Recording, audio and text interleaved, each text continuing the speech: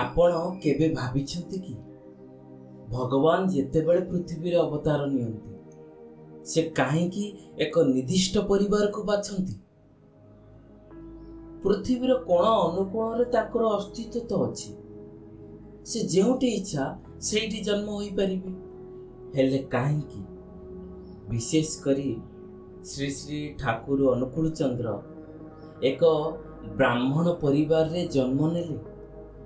ଏହା କ'ଣ ଏକ ସାଧାରଣ ଘଟଣା?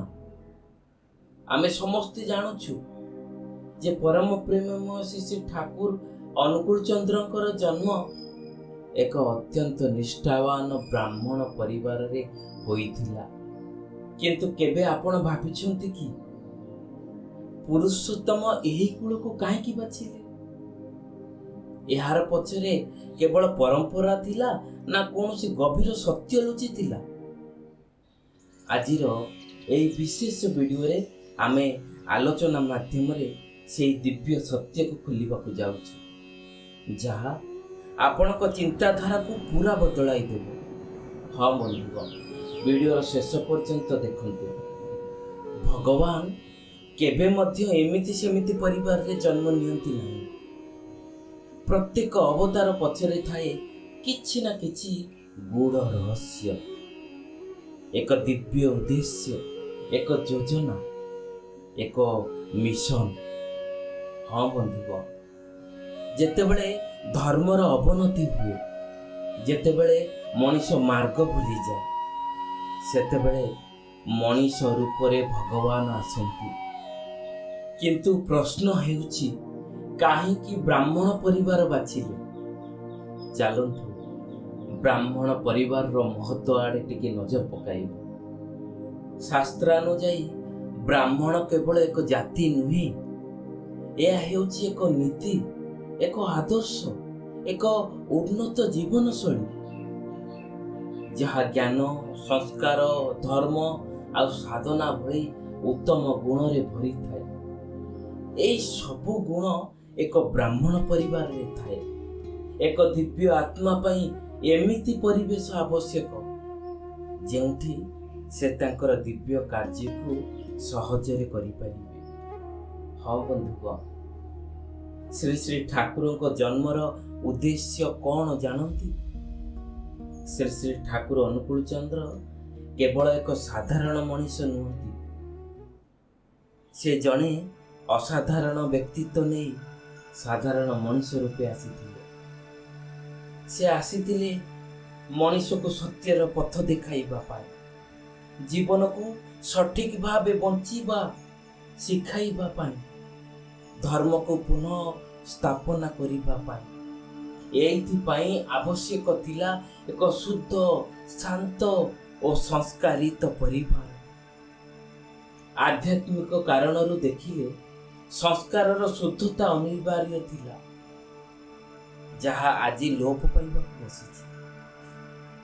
ଶ୍ରୀ ଶ୍ରୀ ଠାକୁର ନିଜେ କହିଛନ୍ତି ଯେ ଶରୀର ଧାରଣ କରିବା ପାଇଁ ଏକ ଉପଯୁକ୍ତ ଆଧାର ଆବଶ୍ୟକ, ଏକ ଏମିତି ପରିବାର ଯେଉଁଠାରେ ପିଢ଼ି ପିଢ଼ି ଧରି ସାତ୍ୱିକ ଆହାର, ନାମ ଜପ ଓ ଇଷ୍ଟନିଷ୍ଠାର ପାଳନ ହୋଇ ଆସିଛି। ତାଙ୍କ ପିତା ଶ୍ରୀ ଶିବଚନ୍ଦ୍ର ଚକ୍ରବର୍ତ୍ତୀ ଜଣେ ଉଚ୍ଚ କୋଟିର ସାଧକ ଥିଲେ ଓ ମାତା ମନମୋହିନୀ ଦେବୀ ସାକ୍ଷାତ କରୁଣାର ପ୍ରତିମୂର୍ତ୍ତି ଥିଲେ। ବ୍ରାହ୍ମଣ କୁଳର ସେହି ପବିତ୍ରତା ଓ ସାଧନାର ଶକ୍ତି ହିଁ ସେହି ଦିବ୍ୟ ସତ୍ତାକୁ ପୃଥିବୀରେ ଅବତରିତ ହେବା ପାଇଁ ଆକର୍ଷିତ କରିଥିଲା। ସେହି ବାତାନୁକୂଳିତ ପରିବେଶ ସୃଷ୍ଟି କରିଥିଲା ଯେଉଁଠି ସେ ଜନ୍ମ ହୋଇ ସାରା ବିଶ୍ୱକୁ ତାଙ୍କର ଜ୍ଞାନର ଆଲୋକରେ ଆଲୋକିତ କରିପାରିଥାନ୍ତେ। ବୈଜ୍ଞାନିକ ଦୃଷ୍ଟିକୋଣରୁ ଦେଖିଲେ ବର୍ଣ୍ଣ ଓ ବଂଶାନୁକ୍ରମ କେମିତି ହେବା ଉଚିତ ଜଣେ ଦିବ୍ୟ ସତ୍ତାକୁ ଅବତରିତ ହେବା ପାଇଁ ଶ୍ରୀ ଶ୍ରୀ ଠାକୁର ସଦା ବର୍ଣ୍ଣ ଓ ବଂଶକୁ ଜୋର ଦେଇଥିଲେ। ତାଙ୍କର ଅନେକ ପୁସ୍ତକ ଆପଣ ପଢ଼ିବେ, ଜାଣିବେ ଏହି ଅନୁଲୋମ ଆଉ ପ୍ରତିଲୋମ ପାଇଁ କେତେ ଯେ ବାଣୀ ଦେଇଛନ୍ତି। ତାଙ୍କର ବ୍ରାହ୍ମଣ ପରିବାରରେ ଜନ୍ମ ନେବା କେବଳ ଏକ ସଂଯୋଗ ନଥିଲା ବନ୍ଧୁଗଣ, ବରଂ ପ୍ରକୃତିର ଏକ ନିୟମ ଥିଲା। ସେ ଶିଖାଇଥିଲେ ଯେ ପୂର୍ବଜଙ୍କ ସଂସ୍କାର ଆମର DNA ଭିତରେ ପ୍ରବାହିତ ହୁଏ। ବ୍ରାହ୍ମଣ କୁଳର ତେଜସ୍ୱୀ ବୁଦ୍ଧି ଓ ସେବା ଭାବକୁ ସେ ସମାଜର ପୁନଃନିର୍ମାଣ ପାଇଁ ବାଛିଥିଲେ, ଯାହାଦ୍ୱାରା ସେମାନେ ଜ୍ଞାନ ମାଧ୍ୟମରେ ସମସ୍ତଙ୍କ ମଙ୍ଗଳ କରିପାରିବେ। ବ୍ରାହ୍ମଣ ସେଇ ଯିଏ ବ୍ରହ୍ମ ଅର୍ଥାତ୍ ପରମ ସତ୍ୟକୁ ଜାଣିବାକୁ ଚେଷ୍ଟା କରେ, ନିରନ୍ତର ପ୍ରୟାସ କରେ। ସେ ଅଜ୍ଞାନତାର ଅନ୍ଧକାରକୁ ଦୂର କରି ଜ୍ଞାନର ଆଲୋକରେ ଜୀବନ ବ୍ୟତୀତ କରେ। କିଛି ଲୋକ ପଚାରନ୍ତି, ଠାକୁର କାହିଁକି ବ୍ରାହ୍ମଣ ଘରେ ଜନ୍ମ ନେଲେ, କାହିଁକି ଅନ୍ୟ ପରିବାରରେ ଜନ୍ମ ନେଲେ? ଏହା କି ଭେଦଭାବ ତାଙ୍କର ଆମ ପ୍ରତି? ଉତ୍ତର ହେଉଛି ନାହିଁ ବନ୍ଧୁଗଣ। ଭଗବାନ କେବେ ମଧ୍ୟ ଜାତିକୁ ଦେଖନ୍ତି ନାହିଁ। ସେ ଦେଖନ୍ତି ଆମମାନଙ୍କର ଯୋଗ୍ୟତା, ଆମମାନଙ୍କର ସୁପରିବେଶକୁ, ଯେଉଁଠି ତାଙ୍କର ଉଦ୍ଦେଶ୍ୟ, ତାଙ୍କର କାମ, ତାଙ୍କର ଅବତରିତ ହେବାର ଇଚ୍ଛା ସଫଳ ହେଇପାରିବ, ସେଇଠି ସେ ଜନ୍ମ ନିଅନ୍ତି। ଆଉ ଥରେ ଭକ୍ତ ସେମିତି ପ୍ରଶ୍ନ କରିଥିଲେ, ଏଇ ଭାରତ ବର୍ଷରେ କାହିଁକି ଅନେକ ସାଧୁ ସନ୍ତ ମୁନି ଋଷିମାନେ ଜନ୍ମଗ୍ରହଣ କରୁଛନ୍ତି, ଅନ୍ୟ କେମିତି କାହିଁକି ନୁହେଁ? ଏହା ଅତ୍ୟନ୍ତ ଗଭୀର ପ୍ରଶ୍ନଟିଏ। ଅସଲ ରହସ୍ୟ ହେଉଛି ଠାକୁର ବ୍ରାହ୍ମଣ ପରିବାରରେ ଜନ୍ମ ନେଇଥିଲେ ସତ, କିନ୍ତୁ ସେ କେବେ ମଧ୍ୟ ଏକ ଜାତିର ସୀମାରେ ବାନ୍ଧି ହୋଇ ରହିନଥିଲେ। ସେ ଶିଖାଇଥିଲେ ଯେ ବ୍ରାହ୍ମଣ ସେଇ ଯିଏ ବ୍ରହ୍ମକୁ ଜାଣି ସମାଜକୁ ଜୀବନ ଦାନ କରେ। ସେ ନିଜ ଜୀବନ ଶୈଳୀ ଦ୍ୱାରା ପ୍ରମାଣ କରିଥିଲେ ଯେ ଜନ୍ମ କୌଣସି କୂଳରେ ବି ହେଉ, ଲକ୍ଷ୍ୟ କେବଳ ଗୋଟିଏ ହେବା ଦରକାର, ସେ ହେଉଛି ଇଷ୍ଟୈକ ଲକ୍ଷ୍ୟ। ଉଚିତ ଇଷ୍ଟପ୍ରାଣତା ନେଇ, ଇଷ୍ଟ ସ୍ୱାର୍ଥ ପ୍ରତିଷ୍ଠା ନେଇ, ତା ସହିତ ଜନକଲ୍ୟାଣର ଭାବ ନେଇ। ସେ ଉଚ୍ଚ ନିଚ ଭେଦ ଭାବକୁ ଦୂର କରି ମାନବତାର ଧର୍ମ ଶିଖାଇଥିଲେ। ହଁ ବନ୍ଧୁଗଣ, ସେଇ ମଣିଷଟିଏ ପାଇଁ ସେ ପାଗଳ ହୋଇଯାଇଥିଲେ। ମଣିଷର ପ୍ରତି ପଦକ୍ଷେପରେ ଭୁଲ ତ୍ରୁଟିକୁ ସେ ଦେଖାଇଥିଲେ। ଏମିତି କିଛି ସେ କହିଛନ୍ତି ଯାହା କଲେ ମଣିଷର ପାଦରେ କଣ୍ଟାଟିଏ ବି ଫୁଟିବ ନାହିଁ। ମଣିଷ ସଦା ଧର୍ମକୁ ଜୟ କରି ଚାଲିବ। ନିଜ ଇଷ୍ଟ ଅର୍ଥାତ୍ ଗୁରୁ ବା ଆଦର୍ଶ ପ୍ରତି ଅଟୁଟ ଶ୍ରଦ୍ଧା ଓ ତାଙ୍କ ଦେଖାଇଥିବା ପଥରେ ଚାଲିବା ହିଁ ସତ୍ୟ ବ୍ରାହ୍ମଣତ୍ୱ ବୋଲି ସେ କହିଥିଲେ। ଏବଂ ସେଇ ବ୍ରାହ୍ମଣତ୍ୱ ମଧ୍ୟରେ ଆଉ ଗୋଟିଏ ବହୁତ ଇମ୍ପୋର୍ଟାଣ୍ଟ କଥା କହିଥିଲେ, ସେଇଟା ହେଉଛି ସାତ୍ୱିକ ଆହାର, ମାନେ ଆମିଷ ତ୍ୟାଗ ଓ ପବିତ୍ର ଜୀବନଶୈଳୀ ଅନୁସରଣ କରିବା ହିଁ ଶ୍ରେୟସ୍କର। ଶ୍ରୀ ଶ୍ରୀ ଠାକୁର ଆମିଷ ଅର୍ଥାତ୍ ନନଭେଜ ତ୍ୟାଗ କରିବା ଓ ସଦାଚାର ଅନୁସରଣ କରିବାକୁ ବହୁତ ଜୋର ଦେଇଥିଲେ, କାରଣ ଏହା ମସ୍ତିଷ୍କର ବିଚାରଧାରା ଓ ବୃଦ୍ଧିକୁ ବୃଦ୍ଧି କରେ। ସମାଜକୁ ନୂତନ ଦିଗ ଦେବା, ଅନ୍ୟମାନଙ୍କ ଜୀବନର ବୃଦ୍ଧିରେ ସାହାଯ୍ୟ କରିବା ଓ ନିଷ୍କାମ ସେବା କରିବା, ଏଇଠାରେ ବ୍ରାହ୍ମଣର ଧର୍ମ ଅଛି। ସେଇଥିପାଇଁ ସମସ୍ତ କିଛି ପୂର୍ବରୁ ନିର୍ଦ୍ଦିଷ୍ଟ ଥାଏ। ସେ କେଉଁଠି ଜନ୍ମ ନେଲେ ତାଙ୍କର ସମସ୍ତ କାର୍ଯ୍ୟ ସମାପନ କରିପାରିବେ।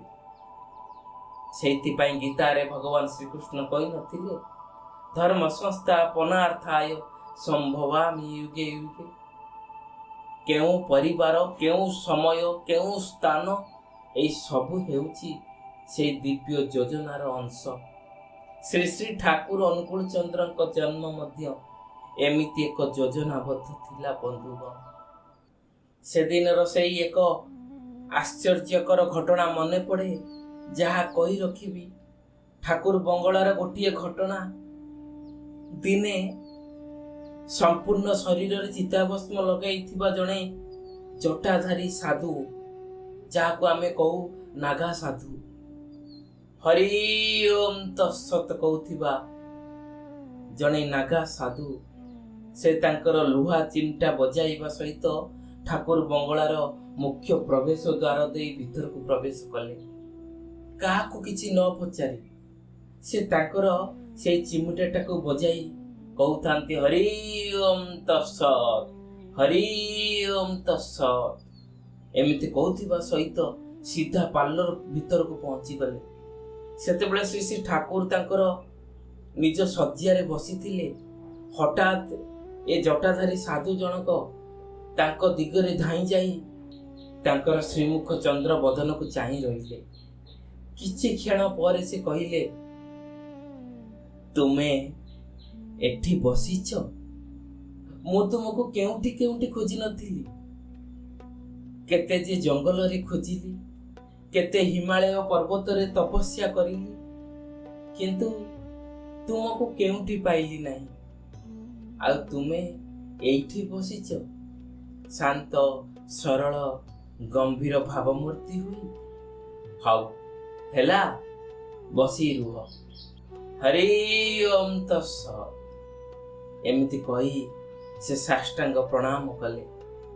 ପୁନଃ ହରି ଓମ୍ ତତ୍ସତ୍ କହି ଉଠିଗଲେ ଓ ଚିମଟା ବଜାଇବା ସହିତ ଚୁପଚାପ ଭିତରୁ ବାହାରକୁ ଚାଲିଗଲେ। ତେବେ ବନ୍ଧୁଗଣ, ଆପଣଙ୍କୁ ଏହା କୌଣସି ରହସ୍ୟ ପରି ଲାଗୁନି କି? ତାଙ୍କ ଭିତରେ ଲୁଚିଥିବା ସେଇ ଦିବ୍ୟ ସତ୍ୟ ଆଜି ସମସ୍ତଙ୍କ ପାଇଁ ଆଦର୍ଶର କେନ୍ଦ୍ର କେମିତି ପାଲଟି ଯାଇଛି। ଆଜି ସାରା ପୃଥିବୀର କୋଣ ଅନୁକୋଣରୁ ଜୟଗୁରୁ ସମ୍ବୋଧନ କେମିତି ଛୁଟି ଚାଲିଛି। ଠାକୁର ଅନୁକୂଳ ଚନ୍ଦ୍ରଙ୍କର ଜୟଗାନ କିପରି ଛୁଟି ଚାଲିଛି ସମସ୍ତଙ୍କର ପ୍ରାଣ ହୃଦୟରେ। ଏଥିରୁ ନିଶ୍ଚିନ୍ତ ଆମେମାନେ ଅନୁଭବ କରିପାରିବା ଯେ ଠାକୁର ସେଇ ଜନକଲ୍ୟାଣ ଅର୍ଥେ ସେ କାହିଁକି ସେ ବ୍ରାହ୍ମଣ ପରିବାରରେ ଜନ୍ମଗ୍ରହଣ କରିଥିଲେ। ଠାକୁରଙ୍କ ଅନୁସାରେ ସମାଜକୁ ଧର୍ମର ଦିଗ ଦେଖାଇବା, ଅନ୍ୟମାନଙ୍କ ଜୀବନର ବୃଦ୍ଧିରେ ଉନ୍ନତିରେ ସାହାଯ୍ୟ କରିବା ଓ ନିଷ୍କାମ ସେବା କରିବା, ଏଇଠାରେ ସତ୍ୟ ଧର୍ମ ଅଛି। ଏବଂ ଏହା ସମ୍ଭବ ହେବ ଯଦି ନିୟମିତ ଭାବରେ ନାମ ଜପ କରାଯାଏ, ଯାହା ମନକୁ ଶାନ୍ତ ଓ ଏକାଗ୍ରଚିତ କରେ। ଶ୍ରୀ ଠାକୁର କହୁଥିଲେ, ଯଦି କେହି ବ୍ରାହ୍ମଣ କୁଳରେ ଜନ୍ମ ନେଇ ମଧ୍ୟ ଏହି ଗୁଣ ଗୁଡ଼ିକ ଅନୁସରଣ କରୁନାହିଁ, ତେବେ ସେ କେବଳ ନାମରେ ବ୍ରାହ୍ମଣ, ଏବଂ ଯିଏ ଏହି ଗୁଣ ଗୁଡ଼ିକୁ ଅନୁସରଣ କରେ ସେହି ପ୍ରକୃତରେ ପୂଜ୍ୟ। ତେଣୁ ବନ୍ଧୁଗଣ, ଶ୍ରୀ ଶ୍ରୀ ଠାକୁରଙ୍କର ବ୍ରାହ୍ମଣ କୁଳରେ ଜନ୍ମ ନେବା, ତାଙ୍କ ଦ୍ୱାରା ସ୍ଥାପିତ ଆର୍ଯ୍ୟ ସଂସ୍କୃତି, ସେହି ଆଚାର୍ଯ୍ୟ ପରମ୍ପରା ଓ ଜୀବନ ବୃଦ୍ଧିର ନିୟମର ଜ୍ୱଳନ୍ତ ଉଦାହରଣ ତ ଆଜି ଆମେ କେବଳ ତାଙ୍କର ଜନ୍ମକୁ ନୁହେଁ, ବରଂ ତାଙ୍କର ଦେଖାଇଥିବା ସତ୍ୟାନୁସରଣର ସେ ଅମୃତ ପଥକୁ ଧରିବା ଉଚିତ। ନିଜ ସ୍ୱାର୍ଥକୁ ଛାଡ଼ି ସମସ୍ତଙ୍କ ମଙ୍ଗଳରେ ନିଷ୍କାମ ଭାବରେ କାମ କରି ସେଥିରେ ଲାଗି ରହିବା ଉଚିତ। ଦୋଷ ଓ ବନ୍ଧନରୁ ମୁକ୍ତ ହୋଇ ସୃଷ୍ଟିର ହିତରେ ବଞ୍ଚି ରହିବା ଉଚିତ। ତୁମର ଶରୀର କେବଳ ଏକ ସାଧନ ବିସ୍ତାର ପାଇଁ, ପରିଶ୍ରମ କରି ସଠିକ ପଥରେ ଚାଲିବା ପାଇଁ। ହଁ ବନ୍ଧୁଗଣ, ଏହି କଥାରୁ ଆମେ କ'ଣ ଶିଖୁ? ଜନ୍ମ ନୁହେଁ, ଏଠି କର୍ମ ମହତ୍ୱପୂର୍ଣ୍ଣ। ଜୀବନକୁ ସଠିକ ଦିଗରେ ନେବା ଆବଶ୍ୟକ। ଧର୍ମ ଓ ଆଦର୍ଶକୁ ଅନୁସରଣ କରିବା ଦରକାର। ଭଗବାନ ଆମକୁ ଦେଖୁଛନ୍ତି। ଆମେ କେଉଁଠି ଜନ୍ମ ନେଲୁ ତାହା ନୁହେଁ, ଆମେ କ'ଣ କରୁଛୁ, କେମିତି କର୍ମ କରୁଛୁ, ସେଇଟା ଆମ ପାଇଁ ଇମ୍ପୋର୍ଟାଣ୍ଟ। ସେଇଥିପାଇଁ ବନ୍ଧୁଗଣ, ଶ୍ରୀ ଶ୍ରୀ ଠାକୁର ଅନୁକୂଳ ଚନ୍ଦ୍ରଙ୍କୁ ଅନୁସରଣ କରି ଆମେ ମଧ୍ୟ ଆମର ଜୀବନକୁ ଏମିତି ଗଢ଼ିପାରିବା ଯେଉଁଠି ଠାକୁରଙ୍କ କୃପା ଆମ ପାଖରେ ରହିବ। ଯଦି ଆଜିର ଏହି ଭିଡ଼ିଓଟି ଆପଣଙ୍କୁ ଭଲ ଲାଗିଥାଏ, ତାହେଲେ ନିଶ୍ଚୟ ଲାଇକ୍ଟିଏ କରନ୍ତୁ, ସେୟାର କରନ୍ତୁ। ଏପର୍ଯ୍ୟନ୍ତ ଯଦି ଜୟଗୁରୁ ପ୍ରାର୍ଥନା ଚ୍ୟାନେଲକୁ ସବସ୍କ୍ରାଇବ୍ କରିନାହାନ୍ତି, ତାହେଲେ ଆମର এই ছোট্ট ପ୍ରୟାସ ଜୟଗୁରୁ ପ୍ରାର୍ଥନା ଚ୍ୟାନେଲକୁ ସବସ୍କ୍ରାଇବ୍ କରନ୍ତୁ ଏବଂ କମେଣ୍ଟସରେ ଲେଖନ୍ତୁ ଜୟଗୁରୁ, ଯେଉଁଥିରେ ଆମର ଭଲ ପାଇବା, ଆମର ଆତ୍ମବିଶ୍ୱାସ ସବୁ ଭରପୁର ହୋଇ ମିଳେ। ହଁ ବନ୍ଧୁଗଣ, ଆଜିର ବିଷୟବସ୍ତୁରେ ଏଇଠି ରହିବା। ପୁଣି ଆଉ ଗୋଟିଏ ଅତି ସୁନ୍ଦର ଶିକ୍ଷଣୀୟ ବିଷୟବସ୍ତୁଟିଏ ନେଇ ଆସିବୁ। ସେ ପର୍ଯ୍ୟନ୍ତ ରହୁଛୁ। ଜୟ ଗୁରୁ, ବନ୍ଦେ ପୁରୁଷୋତ୍ତମ।